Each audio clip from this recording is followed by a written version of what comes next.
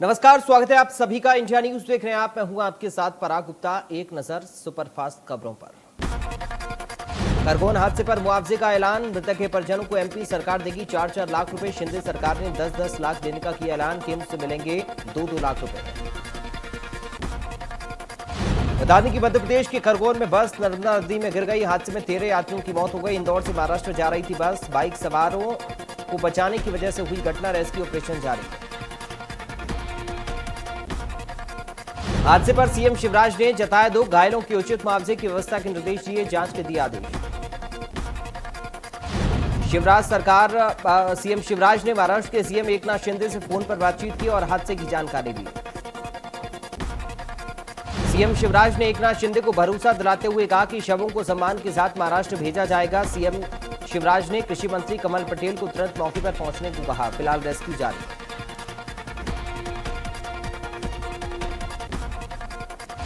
वहीं खरगोन बस हादसे पर प्रदेश के गृह मंत्री नरोत्तम मिश्रा का बयान आया सामने। उन्होंने कहा कि बस में सवार सभी यात्रियों की हुई मौत। खरगोन बस हादसे पर पूर्व सीएम कमलनाथ ने दुख जताया। उन्होंने ट्वीट करते हुए लिखा, मैं सरकार और प्रशासन से मांग करता हूं कि युद्ध स्तर पर बचाव कार्य कर लोगों को राहत पहुंचाने का काम किया जाए। ईश्वर से सभी को सकुशल रखने की कामना करता हूं। उपराष्ट्रपति पद के लिए एनडीए उम्मीदवार जगदीप धनखड़ ने किया नामांकन। इस मौके पर पीएम नरेंद्र मोदी, राजनाथ सिंह और बीजेपी के अध्यक्ष जेपी नड्डा रहे मौजूद।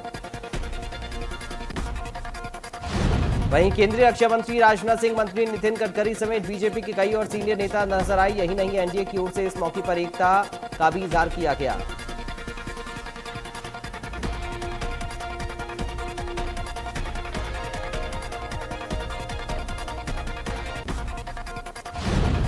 देश के 15वें राष्ट्रपति के चुनाव के लिए मतदान जारी। पीएम मोदी ने डाला वोट। एनडीए की ओर से द्रौपदी मुर्मू, जबकि विपक्षी दलों की ओर से यशवंत सिन्हा हैं उम्मीदवार।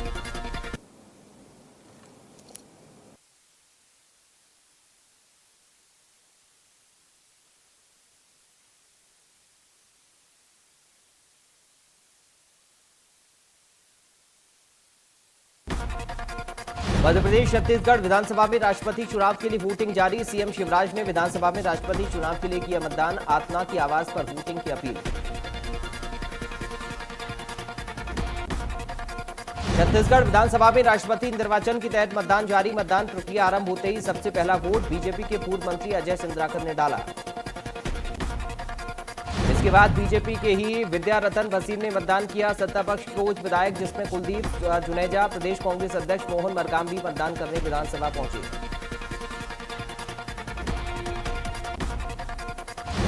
राजस्थान के सीएम अशोक गहलोत ने विधानसभा में राष्ट्रपति चुनाव के लिए वोटिंग की।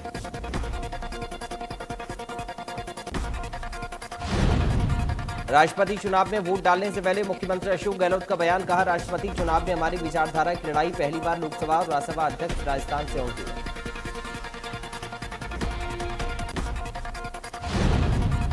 संसद का मानसून सत्र आज से शुरू। प्रधानमंत्री नरेंद्र मोदी ने की सांसदों से अपील, कहा ये सत्र महत्वपूर्ण। इसी समय राष्ट्रपति पद और उपराष्ट्रपति पद के चुनाव हो रहे हैं। इसी कालखंड में देश को नए राष्ट्रपतियों और नए उपराष्ट्रपतियों का मार्गदर्शन प्रारंभ होगा।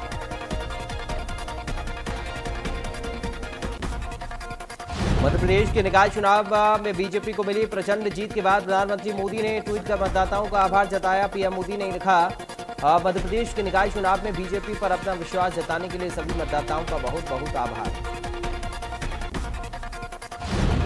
पीएम ने लिखा कि यह जीत राज्य की शिवराज चौहान सरकार में जनता जनार्दन के अटूट भरोसे का प्रतीक है। पार्टी कार्यकर्ताओं के साथ साथ सभी विजयी उम्मीदवारों को ढेरों शुभकामनाएं।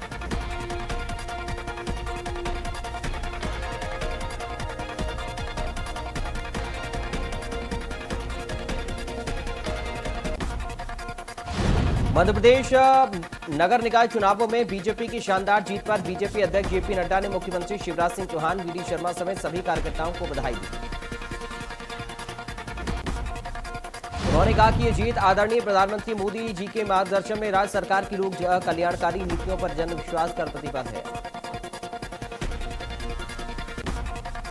खंडवा में चुनाव परिणाम के बाद एक अनोखी तस्वीर सामने आई। नगर निगम के वार्ड 28 में हार मिलने के बाद निर्दलीय प्रत्याशी ने डांस कर जश्न मनाया। बता दें कि इस बार से बीजेपी के रामगोपाल शर्मा ने 354 वोटों से जीत दर्ज की थी। दूसरे नंबर पर कांग्रेस के सुरेश पवार और तीसरे नंबर पर निर्दलीय कल्लू मारवाड़ी रहे।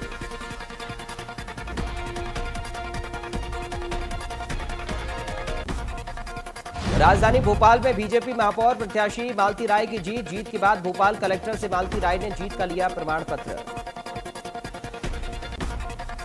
बता दें कि 98,845 वोटों से मालती राय ने जीत दर्ज की। इस दौरान चिकित्सा शिक्षा मंत्री विश्वास सारंग, विधायक रामेश्वर शर्मा समेत बीजेपी के कई नेता मौजूद रहे।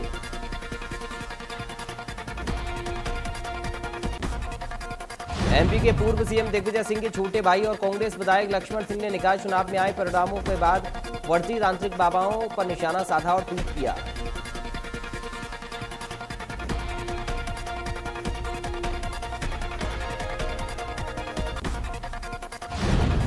कांग्रेस विधायक ने ट्वीट कर कहा कि कांग्रेस के मंच पर फर्जी तांत्रिक बाबा जब तक आते रहेंगे कांग्रेस को नुकसान होता रहेगा।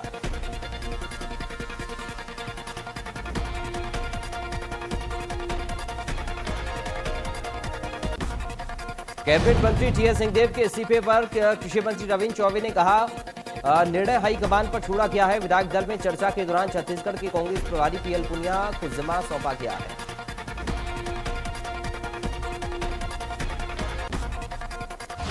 बता दें कि कैबिनेट मंत्री टीएस सिंहदेव ने बीते शनिवार को पंचायत एवं ग्रामीण विकास विभाग से इस्तीफा दे दिया था। सिंहदेव ने मुख्यमंत्री भूपेश बघेल को 4 पन्नों की चिट्ठी लिखकर विभाग में हस्तक्षेप का आरोप लगाया था।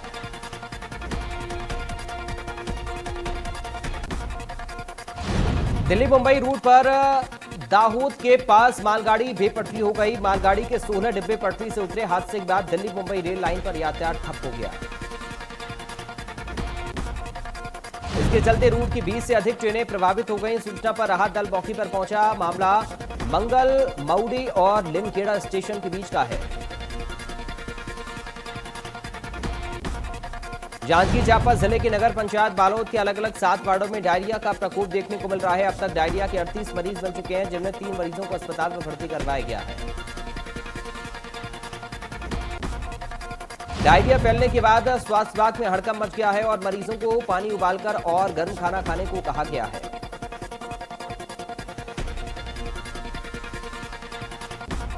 कांकेर के भानु प्रतापपुर थाना क्षेत्र के गांव में 8 वर्षीय नाबालिग बच्ची के साथ दुष्कर्म का मामला सामने आया। पुलिस ने दुष्कर्म का मामला दर्ज करते हुए आरोपी को गिरफ्तार कर जेल भेज दिया।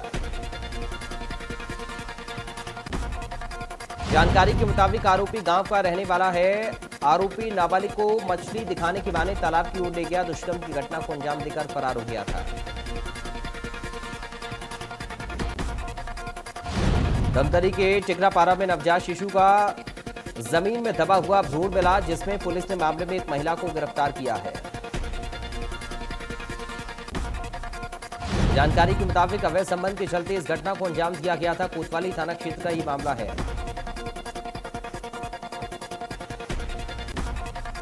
छत्तीसगढ़ के बस्तर जिला मुख्यालय जगदलपुर स्थित केंद्रीय जेल से 110 और दंतेवाड़ा उप जेल से 3 आदिवासियों को दोषमुक्त करार देते हुए रिहा कर दिया गया। दरअसल 24 अप्रैल 2017 को सुकमा जिले के बुरकापाल सीआरपीएफ कैंप से 74 बटालियन के जवान दूरनापाल से जगरगुंडा के बीच निर्माण हो रही सड़क को सुरक्षा देने निकले थे। तभी बुरकापाल गांव से कुछ दूरी पर ही घात लगाए नक्सलियों ने जवानों पर हमला कर दिया। बालोद के सांकरा गांव में गहरा नाला पार करते वक्त बाप बेटे नाले में बह गए, जिनका अब तक कोई सुराग नहीं लग सका। फिलहाल तलाशी अभियान जारी है।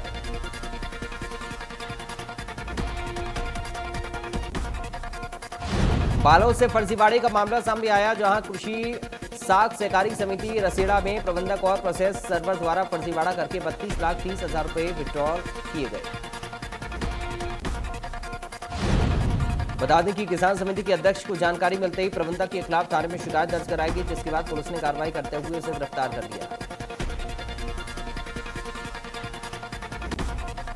गरियाबंद के छुरा थाना क्षेत्र के जतमई धाम के झरने में नहाते वक्त युवक की डूब जाने की घटना सामने आई है। सूचना पर पहुंची पुलिस और एसडीआरएफ की टीम युवक की तलाश में जुट गई।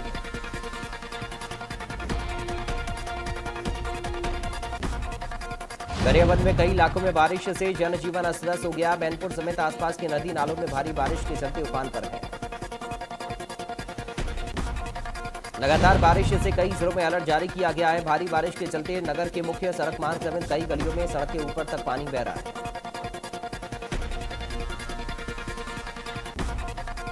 गरियाबंद में आरटीओ और पुलिस ने मिलकर पुलिस ग्राउंड में स्कूली बसों की जांच की। इस दौरान जिले के सभी स्कूलों में संचालित बसों को बुलाया गया। जांच के लिए खुद गरियाबंद आरटीओ मृत्युंजय पटेल और ट्रैफिक प्रभारी अजय सिंह अधिकारियों के साथ मौजूद रहे। इस दौरान अनुभवी डॉक्टर्स की टीम के द्वारा बसों के चालक और प्रचालक को स्वास्थ्य परीक्षण भी उनका किया गया।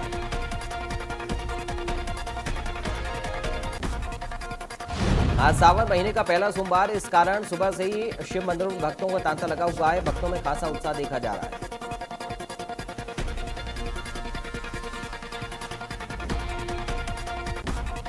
जानकारी के मुताबिक इस बार भगवान श्री महाकालेश्वर की पहली सवारी परंपरागत मार्ग से निकाली जाएगी। पालकी में भगवान मन महेश स्वरूप के दर्शन देने के लिए नगर भ्रमण पर निकलेंगे।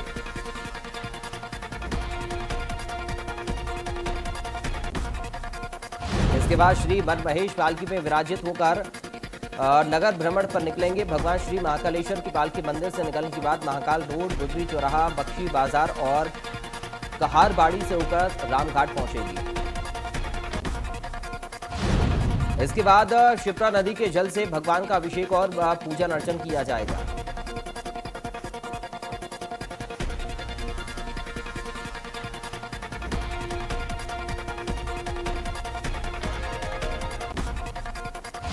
कवर्धा जिले में विशाल मैकल पर्वत की पहाड़ियों में भगवान शिव का भोरमदेव मंदिर स्थित। इन दिनों सावन के महीनों में बड़ी संख्या में भक्त पहुंच रहे हैं।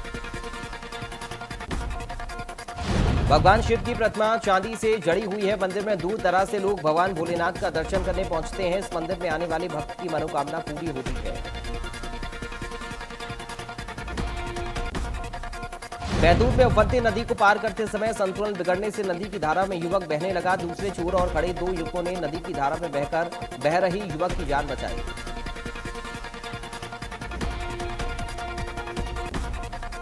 कोटा में नाकेबंदी के निर्देशों में लापरवाही करना पुलिसकर्मियों को भारी पड़ गया। एसपी केसर सिंह शेखावत ने बड़गांव चौकी के सभी 6 पुलिसकर्मियों को निलंबित कर दिया। एसपी शेखावत अचानक से कोन्हाड़ी इलाके की बड़गांव चौकी पहुंचे। इस दौरान नाकेबंदी पॉइंट खाली देख एसपी ने सभी को निलंबित किया।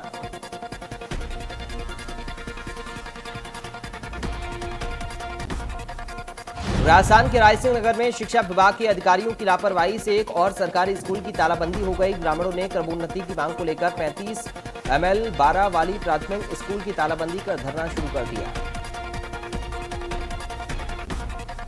धरने पर बैठे ग्रामीणों का कहना है कि विद्यालय को क्रमोन्नत नहीं किया गया, जिससे स्कूल के बच्चों को माध्यमिक और उच्च माध्यमिक स्तर की शिक्षा के लिए बाहर जाना पड़ रहा है।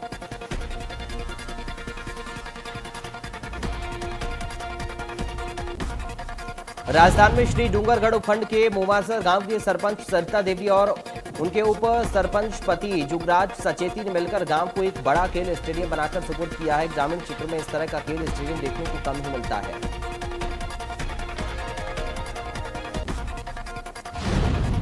यह स्टेडियम ओलंपिक खेलों के लिए मील का पत्थर साबित होगा। इस स्टेडियम में सभी तरह की सुविधाएं उपलब्ध करवाई गई हैं और इसका कार्य अभी तक लगातार जारी है। ग्रामीण भी उनके कामों से पूरी तरह से संतुष्ट नजर आ रहे हैं। हरियाणा के टोहाना कलाई चोरी का ये सीसीटीवी फुटेज सोशल मीडिया पर खूब वायरल हो रहा है, जिसके बाद पुलिस हरकत में आ चुकी है। चोरों की तलाश शुरू कर दी है।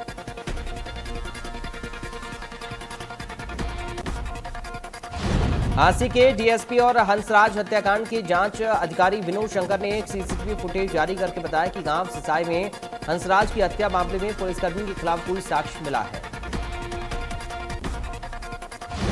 हंसराज हत्याकांड में मुख्य आरोपी को पहले गिरफ्तार किया जा चुका। जल्दी इस मामले में एसआईटी का गठन कर दिया जाएगा।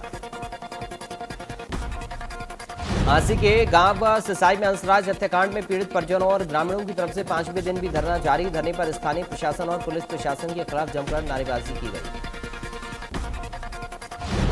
पीड़ित परिजनों के मुताबिक हंसराज हत्या में शामिल सभी आरोपियों को जब तक नहीं होती तब तक कोई धरना जारी रखेंगे। असम में 6 अप्रैल से बाढ़ की 2 लहरें देखने को मिली हैं। दूसरी विनाशकारी रही, जिससे 90 लाख लोग या राज्य की 1/3 आबादी प्रभावित हुई है। कश्मीर में पहुंची ब्रिगेड आर्मी दुर्गा बटालियन ने बेतार नदी में फंसे 2 लोगों को बचाया है। महाराष्ट्र में आज भी कुछ जिलों में मध्यम से तेज बारिश का अनुमान। 1 जून को मानसून आने के बाद से बारिश संबंधी घटनाओं में कम से कम 104 लोगों की मौत हो गई।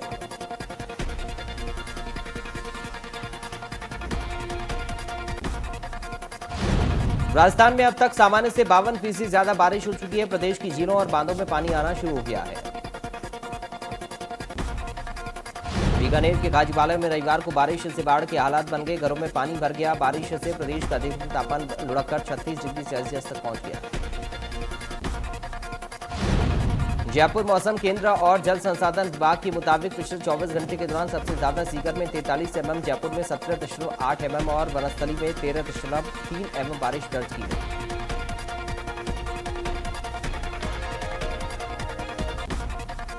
उत्तराखंड में बीते कई दिनों से मानसून की बेरुखी के बाद मंगलवार से देहरादून, टिहरी, पौड़ी, नैनीताल, चंपावत, ऊधमसिंहनगर और हरिद्वार में भारी बारिश के आसार हैं।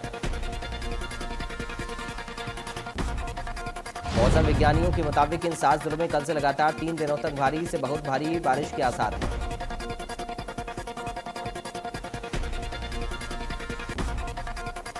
केरल में कुछ जिलों में भारी बारिश का अनुमान। प्रदेश के कई हिस्सों में लगातार भारी बारिश। मुल्ला पेरियार और इडुक्की समेत कई बांधों में जलस्तर बढ़ा। केरल राज्य आपदा प्रबंधन प्राधिकरण के आंकड़ों के मुताबिक केरल राज्य बिजली बोर्ड के नियंत्रण में आने वाले 6 बांधों में जलस्तर रेड अलर्ट जारी किया गया है।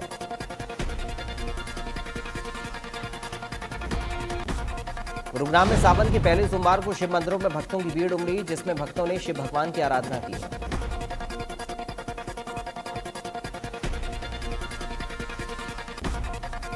भिवानी में हनुमान ढाणी स्थित हनुमान जोड़ी मंदिर धाम में श्रावण मास के पहले सोमवार पर भगवान शिव दरबार में शिवलिंग पर जलाभिषेक किया गया।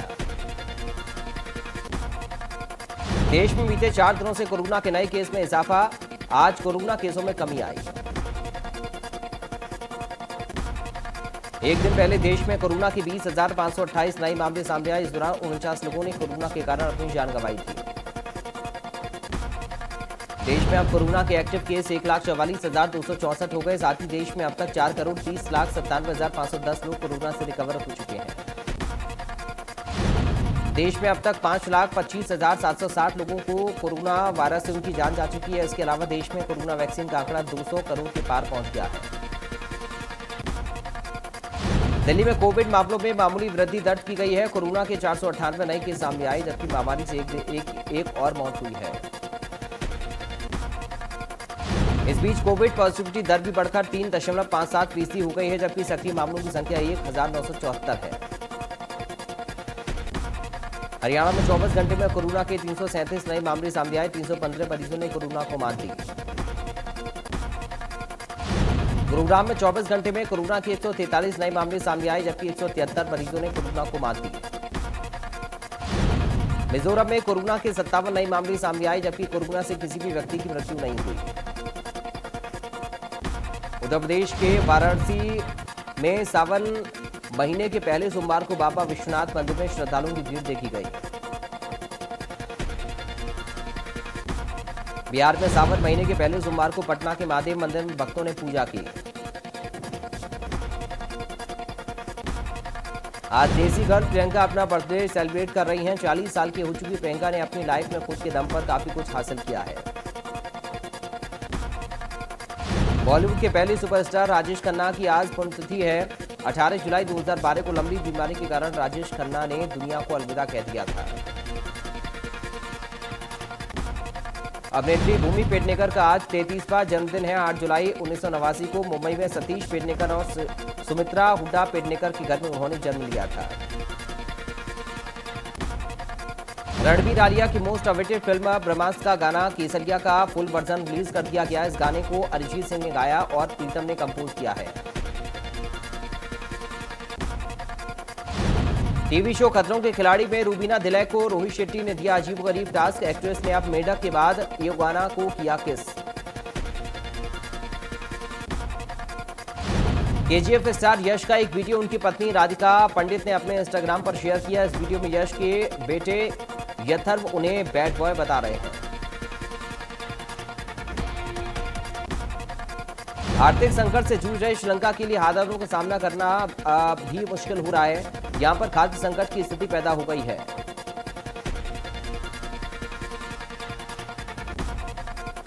देश में जरूरत की चीजें भी जनता तक नहीं पहुंच पा रही। इतना ही नहीं, यहां पर हालात और खराब होने की आशंका है।